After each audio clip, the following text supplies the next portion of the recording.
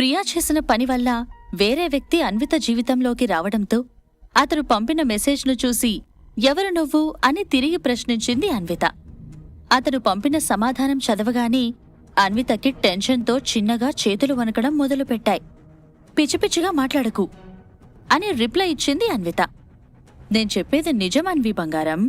నువ్వు నిన్న నీ బాధను, ప్రేమను కూడా నాతో పంచుకున్నావు.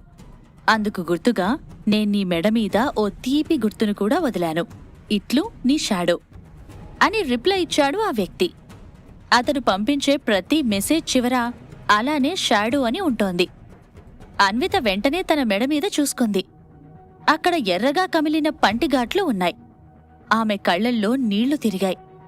ఇంతలో అతన్నుంచి మరో మెసేజ్ వచ్చింది. నువ్వు నాకు తోడుగా ఉండు చాలు. నిన్ను బాధపెట్టిన వాళ్లందరినీ నీ కాళ్ల దగ్గరికి తీసుకొచ్చి పడేస్తాను అన్నది దానిలోని విషయం. అది చూసిన తర్వాత అతనెందుకు నాకు తోడుగా ఉండాలనుకుంటున్నాడు? అసలెవరతను? ఒకవేళ అవినాష్ శత్రువేమైనా అయ్యుంటాడా? ఇంకా నా దగ్గర నుండి వేరే ఏమైనా ఆశించి చేస్తున్నాడా అని ఆలోచిస్తూ ఉండిపోయింది అన్విత. అప్పుడే, అన్వి బంగారం, నా తరపు నుండి నీకో స్మాల్ గిఫ్ట్. అది నీ మొబైల్లో పౌచ్ వెనక ఉంది అంటూ మరో మెసేజ్ వచ్చింది. వెంటనే ఫోన్ని వెనక్కి తిప్పి చూడగా ఒక డెబిట్ కార్డ్ కనిపించింది. దాంట్లో 10 lakhs ఉన్నాయి, యూజ్ చేసుకో అంటూ వెంటనే మరో మెసేజ్ స్క్రీన్ పైన కనిపించింది. అదంతా చూడగానే అన్వితకి చాలా కోపమొచ్చింది. అదే కోపంలో, మిస్టర్, నువ్వెవరో నాకు తెలీదు. అలాంటప్పుడు నాకు మనీ ఎందుకిస్తున్నావు? ఇదంతా నాకు అవసరం లేదు అని మెసేజ్ పంపించింది అన్విత. నీ వ్యక్తిత్వం గురించి నాకు తెలుసు అన్విత. కానీ ఇది నిన్న రాత్రి నాకు మర్చిపోలేని రాత్రిగా గుర్తుండిపోయేలా చేసినందుకిస్తున్న చిన్న గిఫ్ట్ అనుకో. ఇదే కాదు, నీకింకా చాలా గిఫ్ట్స్ ఇవ్వాలి ఈ షాడో అంటూ మెసేజ్ పంపాడు ఆ వ్యక్తి. ఆ మెసేజ్ చదవగానే కోపంతో అతనికి కాల్ చేసి, ఎవరు నువ్వు అని సీరియస్గా అడిగింది అన్విత. అప్పుడే, అన్వి బంగారం అంటూ చాలా ప్రేమగా పిలిచిన ఒక వాయిస్ అటునుంచి వినిపించింది. దాంతో ఆమె సైలెంట్ అయిపోయింది.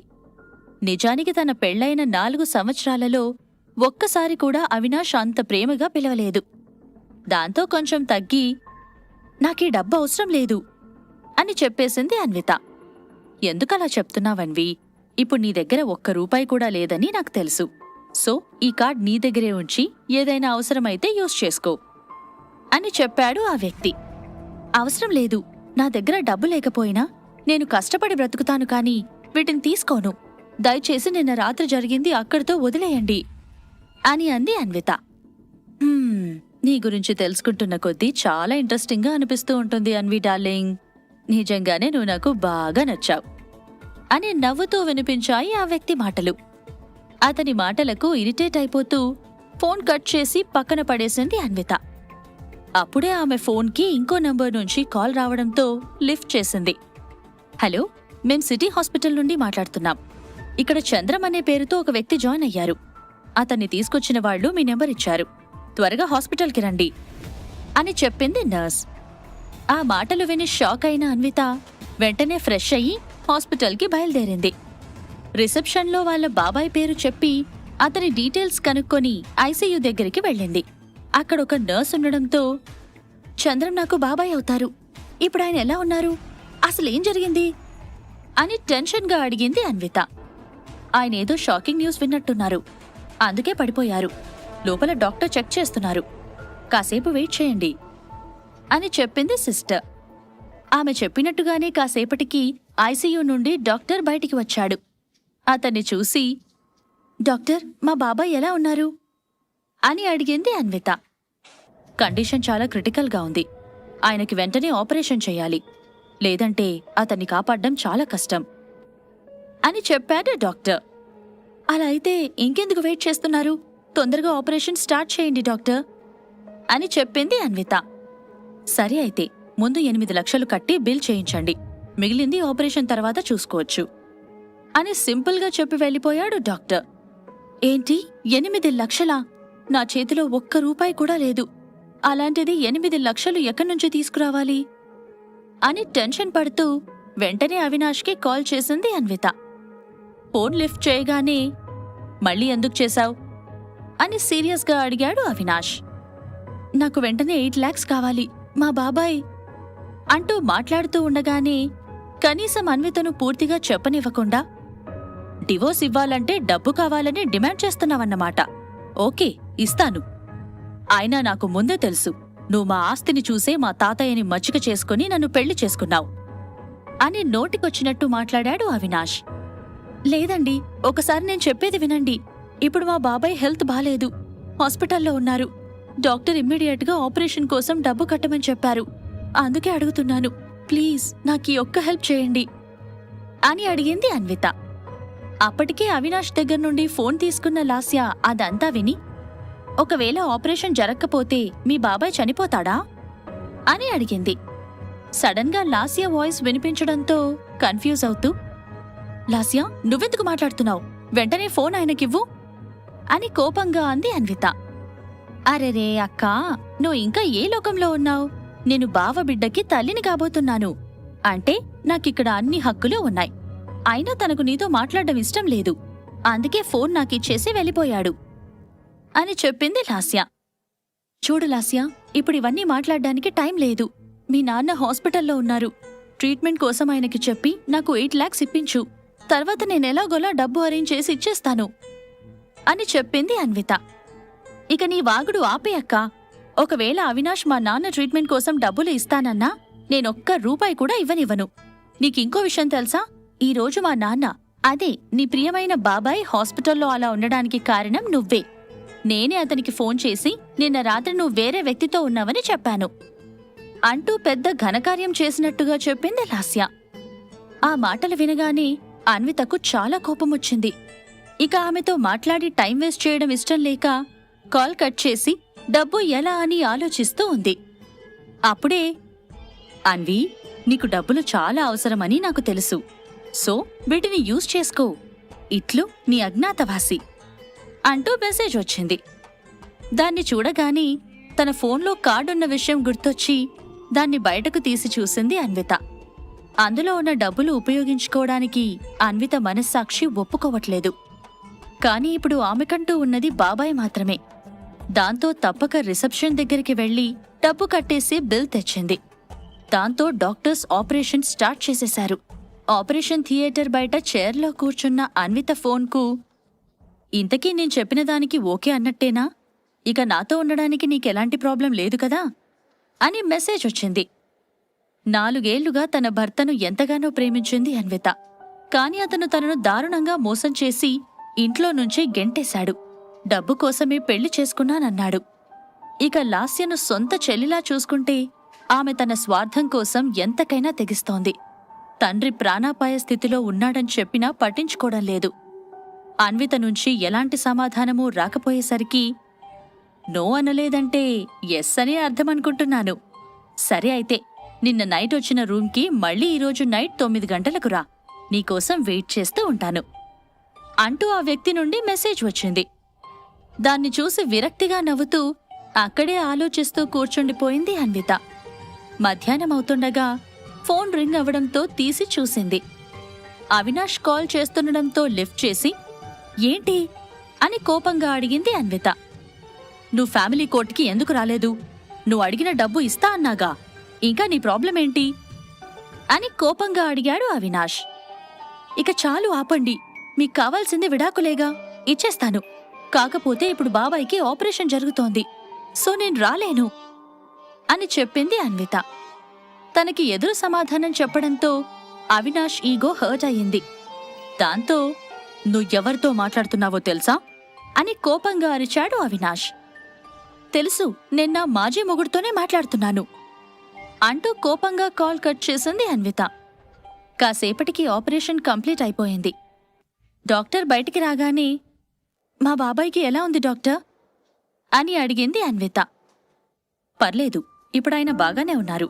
సాయంత్రానికి రూమ్కి షిఫ్ట్ చేస్తాం అని చెప్పాడు డాక్టర్. చంద్రాన్ని రూమ్కి షిఫ్ట్ చేశాక స్పృహలోకి వచ్చిన అతనితో మెల్లిగా మాట్లాడుతూ అక్కడే కూర్చుని ఉంది అన్విత. అప్పుడే అవినాష్, లాస్యలు అక్కడికి వచ్చారు. అక్కడ అవినాష్ని చూడగానే తప్పు చేశానేమో అన్నట్లుగా అతన్ని చూడలేక ఇబ్బందిగా ఫీల్ అయ్యింది అన్విత. వాళ్ళిద్దరూ కలిసి రావడం చూసి, అల్లుడుగారు, మీరు ఆఫీస్ వర్క్ వదిలిపెట్టుకుని నాకోసం వచ్చారా?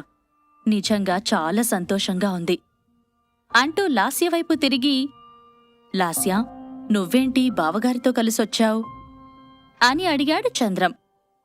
అది నాన్న, నేను బావతోనే ఉంటున్నాను. ఎందుకంటే అంటూ లాస్య ఏదో మాట్లాడుతూ ఉండగానే, అది బాబాయ్, లాస్య అవినాష్ ఆఫీస్లో వర్క్ చేస్తోంది కదా, అందుకే కలిసొచ్చారు అంటూ మధ్యలో కలుగు చేసుకుని చెప్పింది అన్విత. ఆ మాటలు విని చంద్రం హ్యాపీగా ఫీలయ్యాడు. లాస్య మాత్రం లోపలే పళ్ళు కొరుక్కుంటూ ఉంది.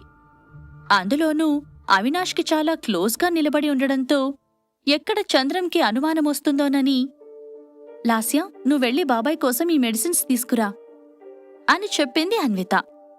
నేనెందుకు తీసుకురావాలి, నువ్వే వెళ్ళు అని పొగరుగా అంది లాస్య.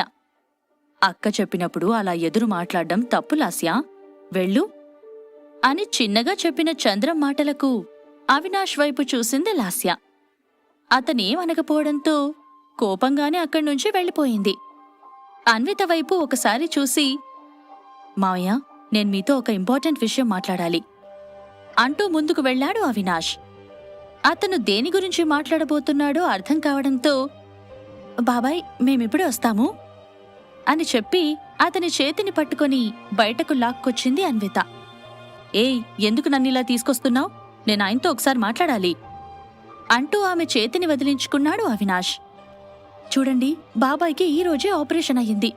ఇప్పుడు జరిగిందాయనకి తెలిస్తే అస్సలు తట్టుకోలేరు. ఆయన ప్రాణాలకే ప్రమాదం రావచ్చు. అందుకే మీరిప్పుడే ఏం చెప్పకండి అంటూ ప్రాధేయపడుతున్నట్టుగా అడిగింది అన్విత. అదేంటి, నువ్వు దేన్నైనా ధైర్యంగా ఎదుర్కోగలవు కదా, అందుకేగా మార్నింగ్ నా కాల్ కట్ చేశావ్. మరిప్పుడు ఆ పొగరు ఎటుపోయింది అని నవ్వుతూ అన్నాడు అవినాష్. ప్లీజ్ అవినాష్, చెప్పేది అర్థం చేసుకో. నువ్వు దీనికి ఒప్పుకుంటే నేను కూడా నీకు డివోర్స్ ఇవ్వడానికి ఒప్పుకుంటాను అని చెప్పింది అన్విత. తననలా పేరు పెట్టి పిలవడం అవినాష్కి అస్సలు నచ్చలేదు. ఏదో మాట్లాడదామని నోరు తెరిచేలోపే అన్విత భుజం మీద ఉన్న చున్నీ కిందికి జారడం, అతని కళ్ళు ఆమె మెడ మీద ఉన్న పంటిగాట్లపై పడడం జరిగిపోయాయి. వెంటనే, ఏయ్, ఏంటది, నీ మెడ మీద పంటిగాట్లు ఎలా వచ్చాయి అని కోపంగా అడిగాడు అవినాష్. అతని మాటలకు మెడ దగ్గర తడుముకుంటూ, ఏం లేదు అని చెప్పింది అన్విత. అంటే మా అమ్మ అన్నట్టుగానే నువ్వు అప్పుడే ఇంకొకరిని చూసుకున్నావా? ఇంతకీ నీకు ఆపరేషన్ కోసం డబ్బులు ఎలా వచ్చాయి అని సూటిగా ప్రశ్నించాడు అవినాష్.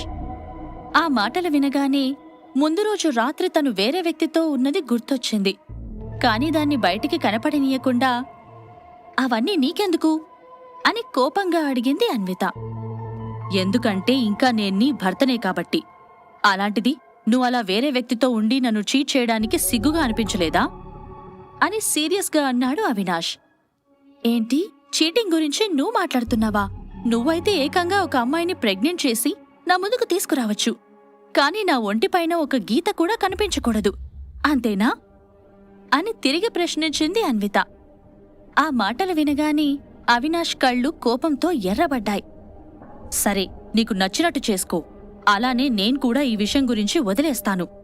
కాని నాకు తొందరగా విడాకులిచ్చేసేయ్ అని చెప్పాడు అవినాష్. అప్పుడే రూమ్ వైపు వచ్చిన లాస్య వాళ్ళిద్దరూ మాట్లాడుకోవడం చూసి అక్కడికి వెళ్ళింది. లాస్య రావడంతోనే ఆమె చేతిలో నుండి మెడిసిన్స్ తీసుకుని రూంలోకి వెళ్ళిపోయింది అన్విత. అవినాష్ కూడా లాస్యను తీసుకుని అక్కడి నుండి వెళ్ళిపోయాడు. అవినాష్ వాళ్ల గురించి అడిగిన వాళ్ల బాబాయ్కి కాల్ రావడంతో ఆఫీస్కి వెళ్ళిపోయారు అని చెప్పేసి అతనికి మెడిసిన్స్ ఇచ్చి రెస్ట్ తీసుకోమని చెప్పి అక్కడే చైర్లో కూర్చుని శూన్యంలోకి చూస్తూ ఉంది అన్విత. ఇంతలో, హాయ్ అన్విత, నేను నీ అకౌంట్లోకి ఇంకో 50 lakhs వేశాను. నీకెలా కావాలంటే అలా యూజ్ చేసుకో అంటూ మెసేజ్ వచ్చింది. ఎవరి మిస్టర్ షాడో అన్వితకు ఎందుకు తోడుగా ఉండాలనుకుంటున్నాడు? చంద్రంకి ఎప్పటికైనా నిజం తెలుస్తుందా?